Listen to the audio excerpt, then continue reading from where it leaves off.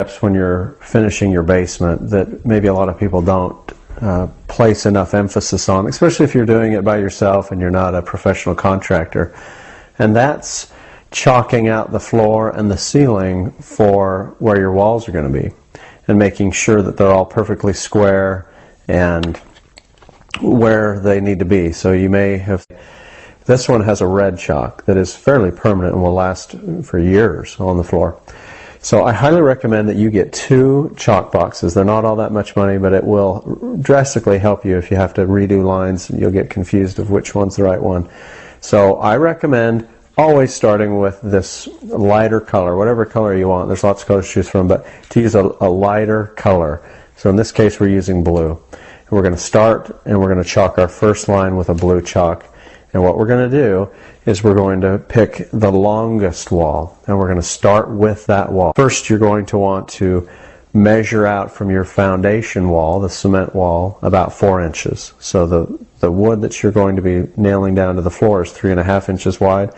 But the foundation wall may not be perfectly plumb. It may be leaning in, it may have a little bit. Okay, so we have made our marks on the floor, and now we're going to string out the chalk lines. So you take your chalk box, lift up the little lever, hand the end to your trusty helper, pull the string through your second point, pull the string tight, and pull it through. Don't end right at your mark. Pull it through as far as you can, reasonably. I'm making sure we're getting it nice and tight. Pull it up.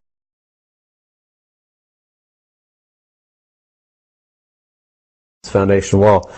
But hold the bottom right onto your line. Place the bottom of the stud right on your line and lift it until it's level and make sure it's not hitting the wall. Do that every couple of feet down the entire wall. If you're good, then we know that this line is good and we can chalk a permanent line. I wanted to go over one issue when you're deciding how far away from the wall to chalk your line to make sure that it doesn't interfere with the cement wall. This is an example of something you might want to be aware of, which is a plumbing pipe that comes down. This thing sticks out about 5.5 inches from the wall. So pulling your wall out just the 4 inches may be sufficient, but if you run into something like this, it's worth considering bringing the entire wall out to accommodate, which is what we've done with this wall. It wasn't a big deal in this room that we would lose, so we decided to pull the entire wall out so that we could have a straight wall that would pass this. Okay, so we've determined that our temporary line that we chalked is okay, that it's not interfering with the wall. So now we're going to go ahead and chalk our permanent line. 6, 8, 10, or any multiples beyond the 3, 4, 5. Just adding, for example, the 3-foot leg, 6 feet, 9 feet, 12 feet. And in this case, that's what we're going to do. We're going to go 12 feet down this wall, and then we're going to make a mark on our master chalk line. So the point I want to go over is where you put your tape measure to start. So we know we want to go 12 feet, but do we put it up against the foundation wall, or where do we put it?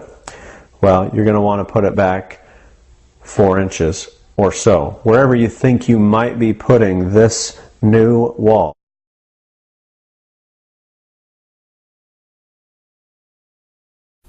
Okay, once you have all of your basement chalked out, all of the lines down, we need to transfer those lines from the floor to the ceiling, and this is a relatively easy process. If you don't have it right on your line, once you have it on your line, put the level on there, push your level up so that it hits the joist in the ceiling. You want to be right under a joist. Once you get your level just right, transfer your mark to your ceiling. Now you have a mark to use as your starting point for a chalk line. Make one on the other end of the wall and snap a line that'll cross all the floor joists above, that's where you'll line up the top of your wall with once you chalk that line. Okay, that's it. That's a lot of work to chalk out all those lines. It takes quite a bit of time to make sure it's done right. Double check all your measurements. But once you're done, you should have all your lines on the floor where they should be. They should be transferred up to the ceilings across the joists, and the rest of the process will go pretty smoothly. One thing I forgot to tell you is that when you're chalking a line on the ceiling that's running parallel with your joists and you don't have any joists for the chalk line to hit, you're going to need to cut short, it's about 15-inch blocks, whatever the span is between each joist. You're going to need to cut blocks and nail them up between each joist so that you have not only something to chalk a line against, but something to nail the top of your wall to, the top plate of your wall to. Make sure that they're flush with the bottoms of the joists above.